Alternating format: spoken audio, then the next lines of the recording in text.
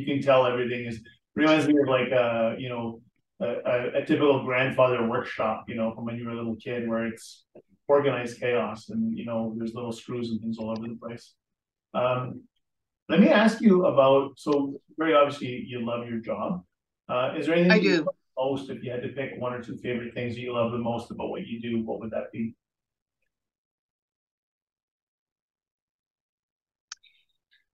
Oh boy, there's so many. There's a lot of things I love about what I do. When a customer places an order for a made-to-measure jacket, and I look at the measurements and I go, no, they're 5'3". They couldn't possibly have a 31-inch arm length. They couldn't. I'm 5'9" and I have a 31-inch arm length. So if they're 5'3", they can't possibly have the same arm length as me. So I phone them and I talk to them, and they love it, and I love it, and it creates a real relationship with the customer. And I said, like, you're 5'3". I think your sleeve should be more like 28 inches. Do you have really long arms? And we we sometimes have these wonderful conversations. I love that. I love that about my job, confirming the measurements for our made-to-measure products or service. And by the way, there's no extra charge for that service. I really love working with my hands. Like, I feel like my brains are in my hands. You see these hands? They're battle scarred. I've got scrapes and marks, but they're working hands. And when I've got my scissors in my hands and I'm cutting out one of the made-to-measure jackets according to her measurements, or his measurements, I do have the odd male customer. I feel like I'm channeling, almost like I'm channeling from a higher power. I don't know if that makes sense to you, but I feel like I'm doing what I was put on this earth to do, and that is to cut and make. And I also really love sitting down at the sewing machine and sewing.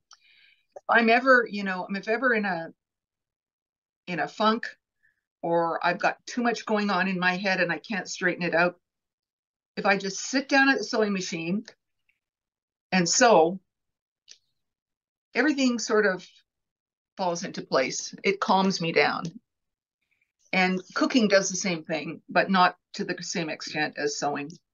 So I also love working with my daughters. I mean, my daughter Moshe, who right now she's in Miami, but she's going to be moving back to, her husband is in the thoroughbred horse racing business. Okay. And he manages racetracks, one in Miami, one in California, Gulfstream in Florida, and Santa Anita in California. And so they spend half the year in one place, half the year in the other place. So I love working with Moshe, who's traveling, or sometimes, and she also travels. She's a fashion journalist. And if you want to check her out, go to TikTok and check at Newsfash. So it's a play on Newsflash, but it's Newsfash, News Fash. And you'll see my daughter Moshe is a fashion journalist who's just like so talented.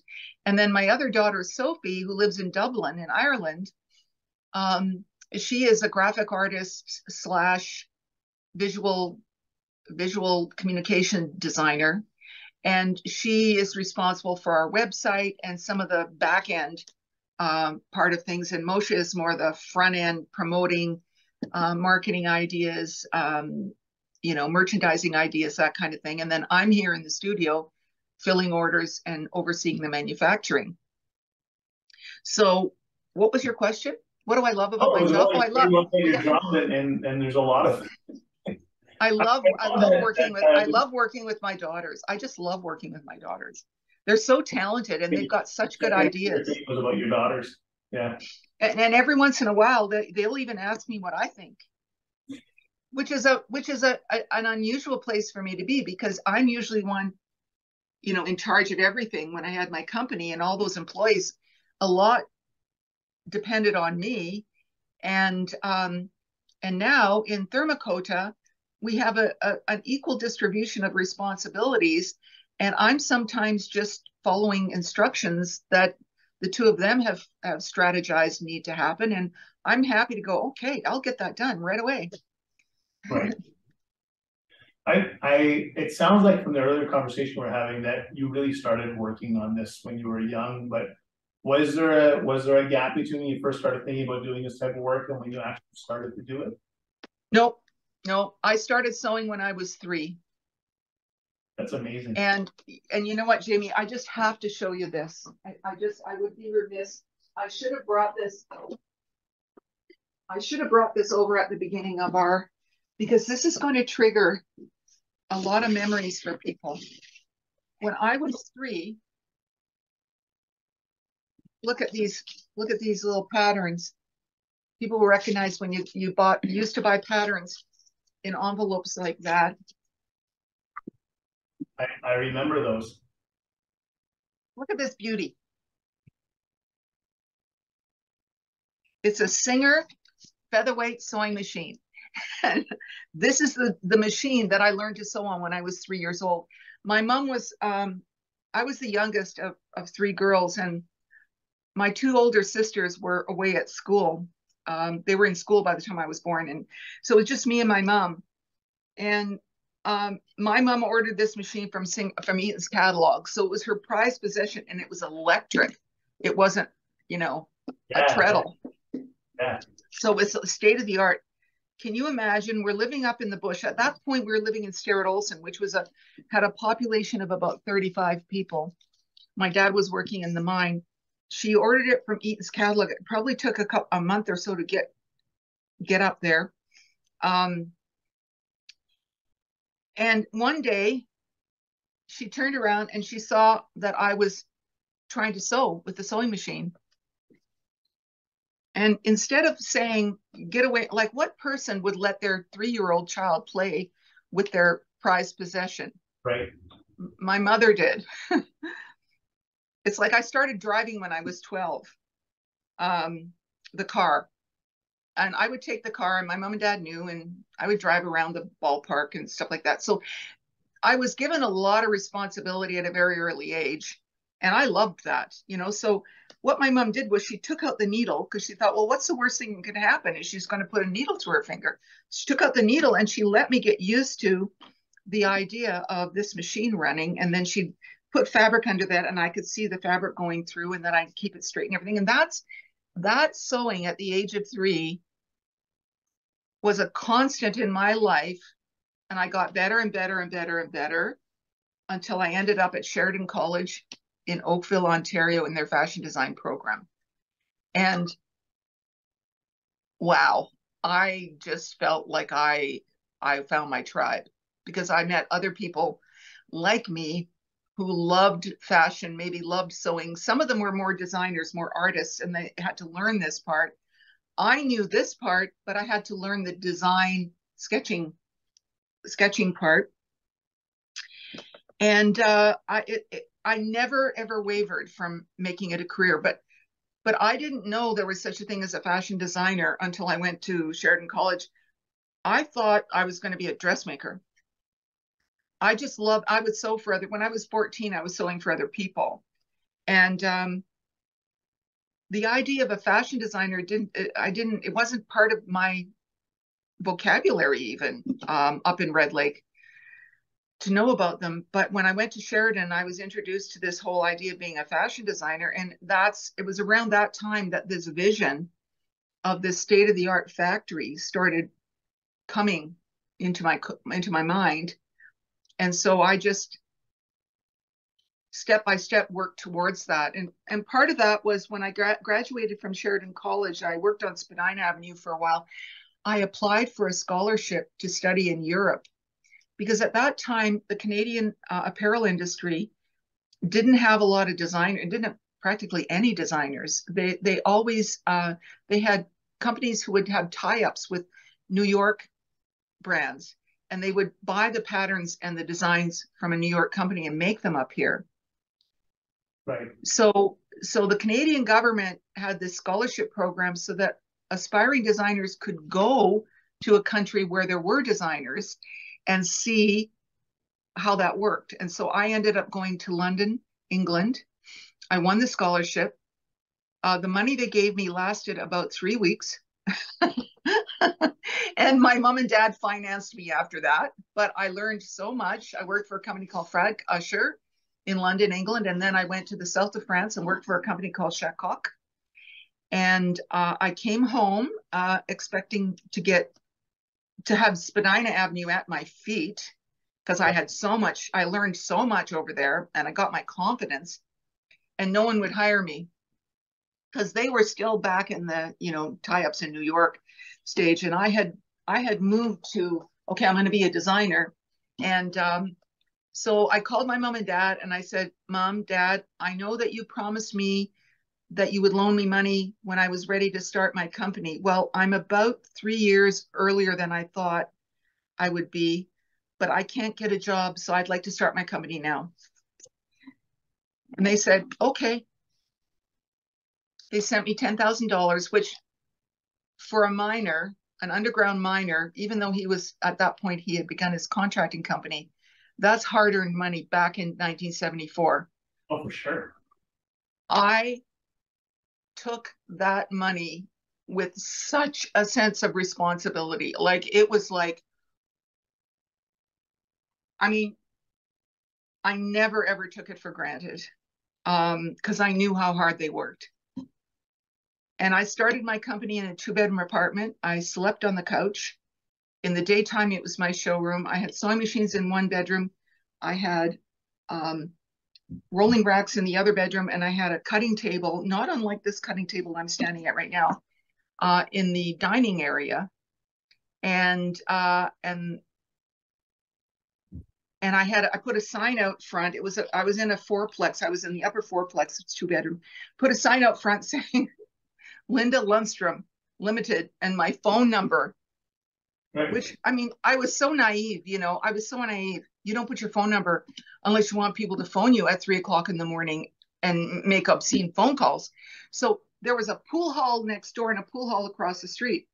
And I ended up having to move from there because I was getting so many obscene phone calls. Right. Because I put my phone number on the sign. Right. But I was, you know what? I was naive, and I think my naivety is what actually got me through, because I think if I had realized how difficult some of the things were that I was going to encounter, I might have been too scared to start. But ignorance is bliss in my case. Yeah. And I just blindly went because, I never grew up with this idea that I couldn't do something. I was always given, I could drive the car at 12 years old. I taught my mom to drive when I was 12. And I always drove this big boat, the boat that we had that we went fishing in. I was always the person that drove the boat. And, my parents trusted me. So. Yeah. No, I think so if you're going to borrow money from somebody for your business, make sure that person isn't going to be breathing down your neck for every decision that you make. They have to loan you the money and then be prepared to step back and allow you to make mistakes, use it wisely or maybe sometimes not so wisely. And I did end up paying them back. Yeah. One of the things you said that really resonated with me, when you said I didn't even know this was a career. And my kids are, my youngest now is just finishing high school, but they all sort of went through that thing in the last year of high school. I'm not quite sure what I want to be. I think maybe this. And so what they told them was, just sit down and list all the jobs that you know. Right. And the reality is, like, it's really difficult to fill a page with jobs that you know. And there's a whole field out there. And one of the reasons I want to do these sort of interviews is to sort of highlight different fields and get people to think about different things that are out there. So I appreciate you saying that. Well, so when you were in high school and people asked what you wanted to be when you grew up, did you say work in fashion design, or a lot of times, in the No, north, I wanted to be a dressmaker. you want to be a dressmaker. Okay. Yeah, I thought I would have a little shop, and people would come to me, and I'd make things for them. I didn't know about manufacturing. I didn't know about pattern making, grading patterns, all the business part. But when I got exposed to it, I just lapped it up. And I think, and pardon me, but I don't know if there's somebody at the door or what. But anyway, I'm so sorry. Do you want me to pause? I don't mind. Oh, could we? Yeah. Okay, let me just go and see. Maybe it's a delivery person or something. I'll be. Okay, I'm back. And sorry. Jamie, I have a very special, I have somebody here who I think would be a perfect person to answer the question that you just asked. Do you want to make it a surprise? You want me to ask the question? No, just start rolling and I'll introduce you. Okay. I can't hear him right because you have your thing in. Oh, okay, just a sec. I have to take out my Bluetooth. Okay. Okay. Can you hear now? Yeah, say something, Jamie. Yeah. Jamie, can you say something? Let me know if you can hear me. I'm just gonna keep making noise until you tell me not to do it anymore. Okay, just a second. There we go. It's better. No problem. No, I need to put it on speaker. How do I get the? So I think by the mute, there's a little setting where you can choose it. There we go. Say something. Maybe now? Is it working? Yeah. Got it. Okay. Oh my gosh, Jamie. Okay. So the dog's barking. I'm going to the door, and who am I getting but this gentleman right here? Okay. So start rolling. Okay. Yeah, we're back. Okay. Oh, I just had to go and answer the door because this man was at the door, and this is Patrick Hunter, and he's from Madsen. He's from Madsen, Ontario, and this is Jamie West, who's the MPP for Sudbury. Oh, hi. Right? So Patrick Hunter is from the Red Lake area. He's from a little town called Madsen, which is, what's the population of Madsen? 80 people and about 70 dogs. Wow. Animals. So Jamie just asked me a question, and I thought it would be a really good question for you to answer too, Patrick. He said, how did you go from having a love of sewing to having this career as a fashion designer? Like, how did that happen? And I was telling you that it just happened step by step by step. I just kept being pulled along. Opportunities would present themselves and that kind of thing. What was it for you, Patrick?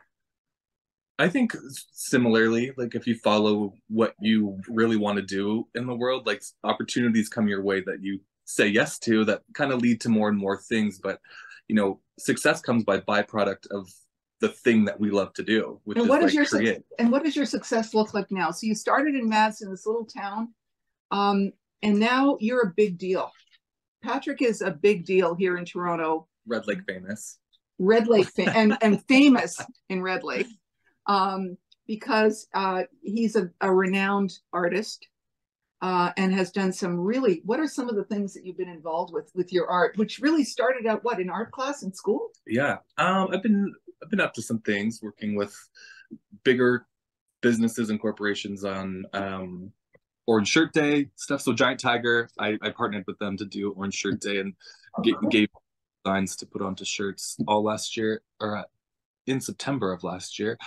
Working with the Chicago Blackhawks on putting more Indigenous iconography on the ice, and the Chicago Blackhawks. Can you believe it? Those are the big ones. The Chicago Blackhawks do their land acknowledgement using all of Patrick's art in the stadium, right? And it's like fills the whole stadium. It's pretty crazy. And this is a kid from Madsen, Ontario. So yeah. Doesn't matter where you're from, apparently. She's from just down the road. Do you think sometimes it's better to come from a small place where you don't have access to everything, makes you more creative and resourceful? I think it helps for sure. Yeah, I think from coming from a small place, um, you just kind of get to observe the world a lot more through television and media and stuff. And then when you actually get out there, um, it's nice to retreat back to a smaller place to kind of like remember where you come from, and but then come back to places like Toronto and um, be rejuvenated in that way. Yeah. Yeah, it's and the last question I asked actually was about when you're in high school and people ask what you want to be when you grow up, what did you tell them? And Linda was talking about being a dressmaker. So as an artist, when you're in high school, did you think I'm going to be an artist, or did you think art is something I like to do, and I'm my career is going to be something else?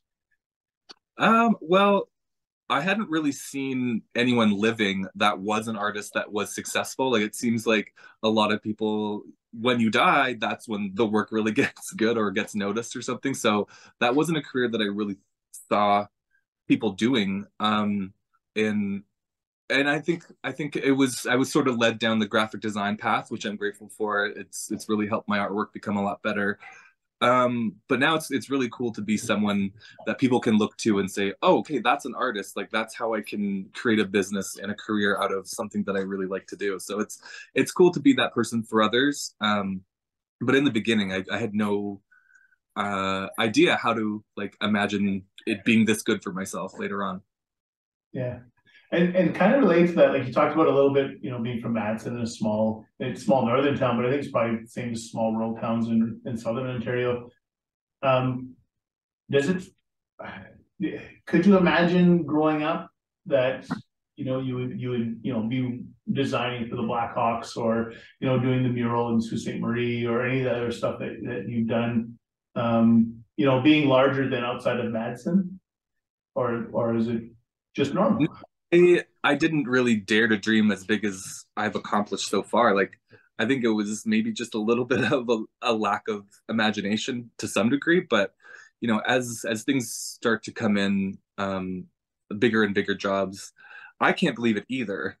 But it's important just to like revel in the moment and be like, oh, this is awesome. This is like, you know, when those types of things happen, I think it's really life leading you down the path that you're supposed to be going down. And I've definitely had jobs before where it was not a fit, and it like me being a line cook, like I was not very good at cooking, but it was the wrong jobs lead you to what you're supposed to be doing. So I quit that and went full time as an artist because I was like, this is not what I moved to Toronto for. So the wrong jobs lead to the right sort of opportunities sometimes. Yeah, sometimes the wrong thing can really help you identify what the right thing is. Yeah, getting burned alive by fryer grease is a sign that you should not be a line cook. Yeah. At one point I was going to be a comedian, and I noticed at work that like my journeyman loved coming to work, and I just had a job, and it's great. Like it's important work, but I just, that resonated with me because I remember that feeling of, oh, I'm just showing up every day for 8 hours, but like, he's very excited about what we're doing. He like, and so I love that about, sometimes having the wrong job or thinking, this is what I want to do. And then you started and it's not really a good fit. Yeah. I think what I was saying earlier was just that I feel like a lot of times Sudbury is one of those like larger towns in the north where, the outside communities come to the big city of Sudbury, and Sudbury goes to like Toronto, maybe in Toronto they go to New York, whatever. But you often sort of feel like in a smaller town that those opportunities, those bigger stages, they're not, if only I lived somewhere else, I would be, successful in my field because, but I think, having you and Linda here are great examples of you can be successful in your field no matter where you start in your career, and return back home and love the small community where you came from. So I think it's awesome. Nice for being here, Patrick. It's No very problem. You could do a whole separate interview just with Patrick, because he's got such an incredible story to tell, and his work is amazing. And we also both went to the Red Lake Powwow last June and did a fashion show, because Patrick has also had his art on clothing for the Canadian curling team, the Olympic curling team. That too. He's got his hand in so many different exciting projects. And we did a fashion show, and he showed his his t-shirts and his uniforms and everything like that. And I showed my fashions. And there was another designer who's from Red Lake. Her name is Linda Kay, who would be another wonderful candidate for your program. But here's what I think.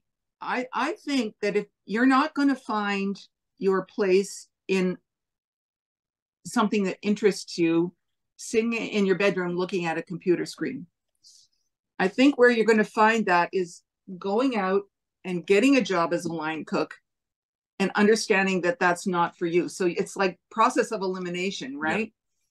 Yeah. Mm-hmm. In my company, I'm a fashion designer, but I had 149 other people that finished what I started. Now, those other 149 jobs went everything from fabric purchasing to manufacturing processes, lean manufacturing processes, procurement, fitting model, sample sewers, production sewers, cutters, accounting. Big yes, my husband. Yeah, understanding the whole financial aspect of the business is something now, but that's only one designer. So if you're interested in fashion, it doesn't necessarily mean that you're going to end up being a designer. Just get your foot in. Anybody who'll let you even answer the phone, get your foot in the door so that you can witness what some of the other jobs are. Big time. Yeah. You know, and I'm sure that there are times, Patrick, when an opportunity would present itself and you would go, yes, I can do that. Plus, I could also do this. And the person may go, oh, really? And it could end up starting at something fairly small and building itself into a bigger thing. Yeah. My biggest advice always is just be nice to everyone you know, because you never know who's going to be across the room, sitting across the table from you, wanting to give you an opportunity. And so don't be a jerk. Yeah. Say and learn to say yes to opportunities, even if they may not be part of your 5-year plan. Yeah. Because it's gonna lead you somewhere. And I don't know if you do this, Patrick, but I watch for signs and signals. So I need to see something that affirms that I'm heading in the right direction. And I'll often just usually go outside and say, okay, give me a sign, send me something. And then I'll go in and I'll find an email or a post on my TikTok or a comment or something like that. And I'll go, oh yeah, okay, I get it. So I think that sometimes we depend too much upon ourselves to come up with all the answers. And I think sometimes the answers are waiting to find us. Yeah. Does that make any sense? Yeah. Yeah. Oh, totally. You, Jamie? Yeah, no, it does. I think it's good. I can continue. Do you want me to interview both of you? Do you want to? I'd love to set up a time to interview Patrick on his own as well. But what makes sense to you guys? I just kind of barged in here, but yeah, we can talk after. Linda, I'll connect the two of you. Okay, no, I think it'd be fascinating. Let his dog out. And Jamie, have we used up all our time? Hi, Joel. Let me just ask a couple more questions if you have time. Sure. I'm just going to put you back in my ear.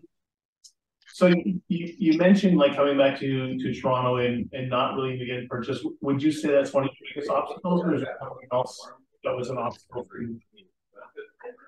I'm sorry, you just broke up there. When I came back to Toronto and when you talked about coming back to Toronto and not really finding a spot and Oh yes. So my mom and dad loaned me the money and I rented a 2-bedroom apartment on St. Clair in Oakwood, which is not in the garment district. And I lived and worked in the same place for 2 years.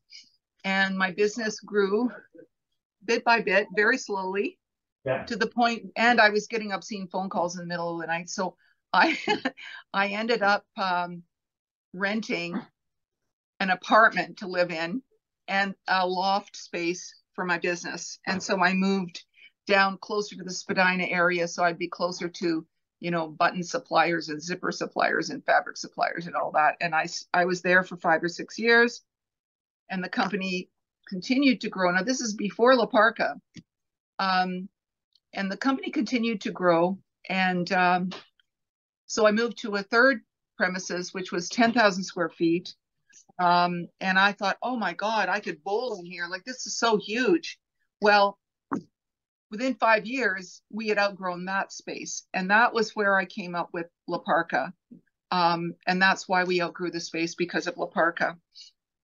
And La Parka came to me in a vision after I had the opportunity to go to Japan. So a friend of mine who was in the fabric business, that's another career in fashion, is to create and sell fabric, like printed fabric, solid fabric. And that's the business she was in. And she said, Linda, I'm going to Japan.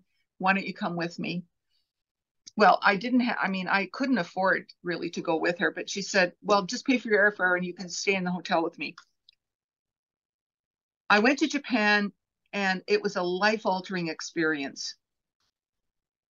At the time, I was thinking that growing up in a small town had nothing to do with the fashion world that I was being exposed to, and that I had to catch up with what was happening in London and Paris, and I had to be part of the fashion world, and I felt like really inadequate. I went to Japan and I saw that the Japanese designers were taking the fashion world by storm, and their designs, when you looked at them and broke them down, they were variations on the kimono. They were geometric shapes, right, sewn together with beautiful fabrics in unusual textures and colors. They didn't do like a set-in sleeve, like a blazer. They didn't do any of that stuff. Everything was unconstructed and the fabric really spoke. And I was totally mesmerized by how different the fashion business was over in Japan. And I came back to Canada and I asked myself, what can I make that's as Canadian as the kimono is Japanese?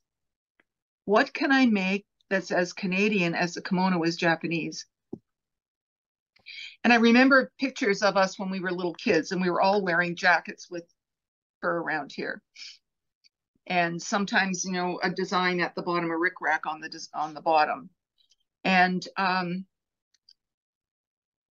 so I came up with and then I was visited with a vision of this figure walking across a horizon at sunrise, and the sky was pink and lilac and these soft colors. And I went, okay, I'm gonna make this garment, which I saw in profile, and it was, I could see the fur here and the pointed hood, and I felt compelled to make that garment. And I was visited by signs and signals that encouraged me. And also, when you have an idea that's inspired like that sort of comes from, I don't know where it came from, that vision, I felt like I was watching a movie. I didn't create the movie. I wasn't the director of the movie or the producer of the movie, but there was this movie playing in front of right here when I close my eyes. So if you have a vision right here, and when you close your eyes, pay attention.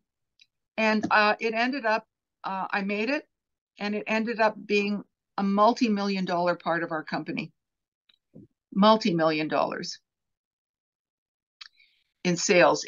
It was a sales phenomenon. And before I actually had created a La Parka, I had a sales agent for Western Canada, and I confided to this agent my idea for this coat. And he laughed. He said, you mean it's going to be like those things that they have in the basement of the Bay? So I fired him. I had one person that said to me, well, I can't see it, Linda, but if you can see it, then I believe you can make it and make it beautiful. I had one person that encouraged me. I couldn't tell my bank because they would have freaked out, because I was already over my, my margins at the bank. Yeah. And I went ahead and made it, and it was magical. It just, a whole bunch of things fell into place like that, and it became this selling phenomena, and a wonderful gift, La Parka, and it made a lot of people happy. I'll add in some images of the La Parka as well, just so people are reminded about it. Or there's probably a lot of men who just know the coat but don't know the name of it, Yeah.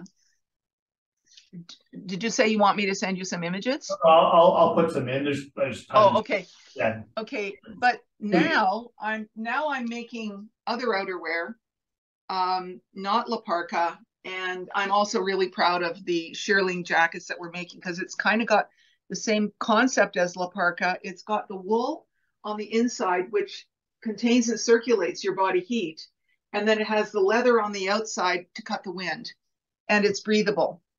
So I'm very excited about Thermacota and the styles I'm making there. Linda, you don't have to say their name, but who was the person who believed in you when you were, you had this inspiration about La Parka? The bank probably wouldn't have wanted to limb, you had a salesperson or distributor who thought it was a bad idea. Was it a friend of yours? Was it just a family member, a quick conversation with somebody? Like, who was that person who said, I believe, you believe? It was this person right here. Her name is Donna Freak. I hired her. She came to me as an intern from Ryerson, and she ended up staying on in our company, and she became my right-hand person. And I told her about the vision, and she said, Linda, I think you can make it happen. And then she and her fiance were killed in a car accident shortly after that, like a month or two after she told me this. And I hung on to her words through the process and felt like she was guiding me in a way. This is Donna. And yeah, so if you have an idea, pay attention to signs and signals, pay attention to the people who encourage you. And you don't have to do a marketing study. You don't have, if you've got a creative idea that's pure and it feels right, listen to that. After La Parka became a success, somebody did a marketing study and they told me why it was a success after the fact, you know what I mean? So yeah, I'm kind of different in that way, in that I don't need to prove that something is going to work to try it. And I think if you ask most creative people, they'll say the same thing. I mean, if you're going to prove something's going to work before you try it, anybody can do that. Right. What, so if you went back to high school, I mean, you thought of this even before high school, but if you were back in high school, what advice would you give yourself? Keep sewing.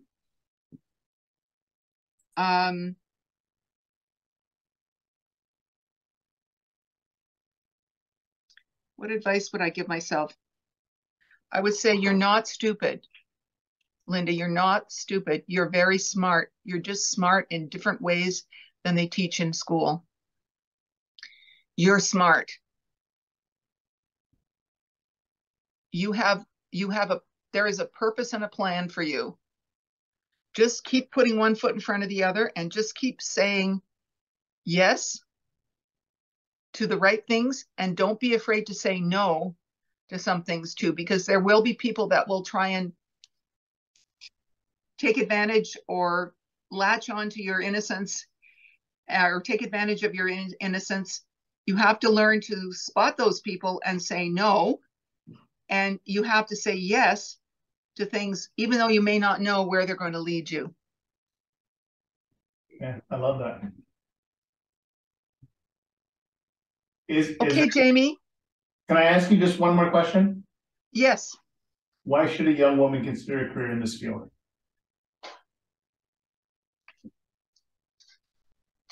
Well, it's not the highest paid profession, but it's a lot of fun. You may not be able to pay your rent, but you'll have access to great clothes, hopefully.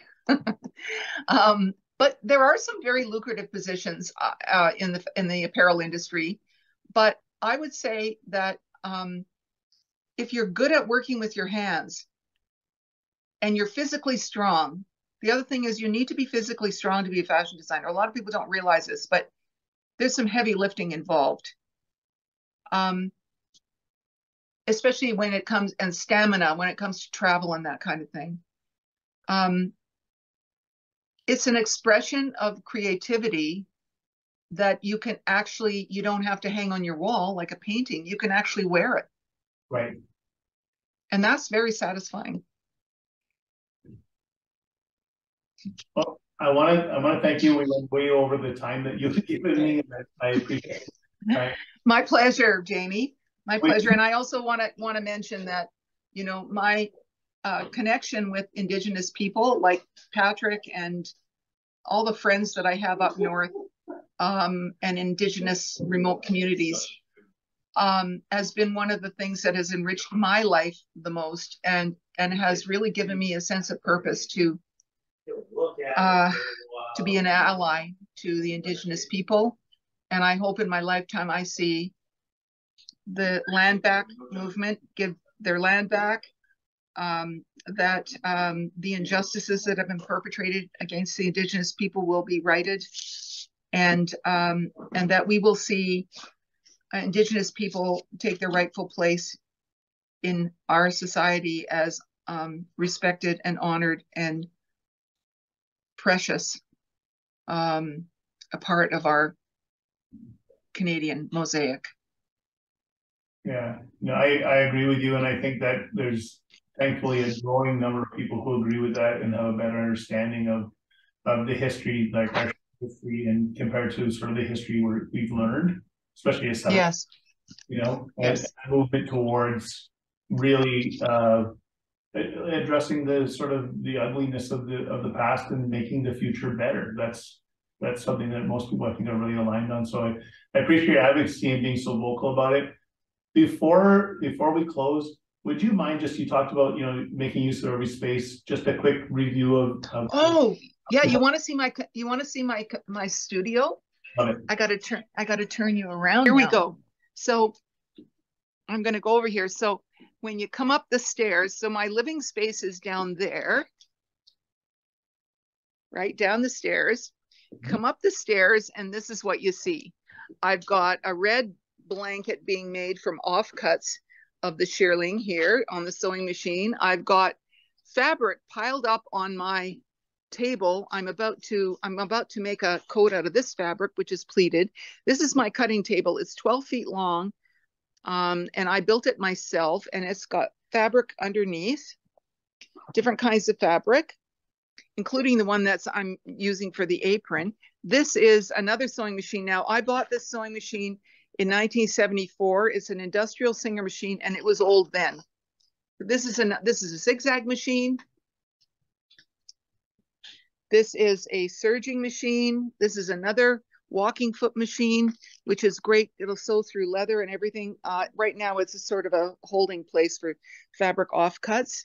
And over here is my view of the lake.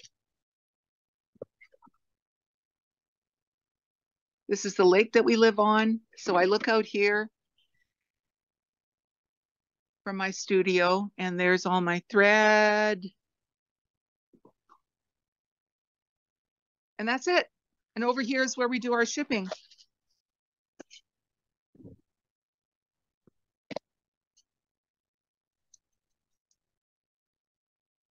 Right now we're shipping out these coats here, which are made from a reflective, rainbow reflected fabric. You can see how the light shines on it and makes like a rainbow. It's called Northern Lights. It's available on our website. And our shipping table, and this is, all these boxes here are full of shearling, which I'm using as the bottom of my shipping table. So every inch of space is being used. Those are my archives over there. And looking down on our living space, hi Patrick. That's where my husband Joel and I live. How's that? That's awesome. Thank you.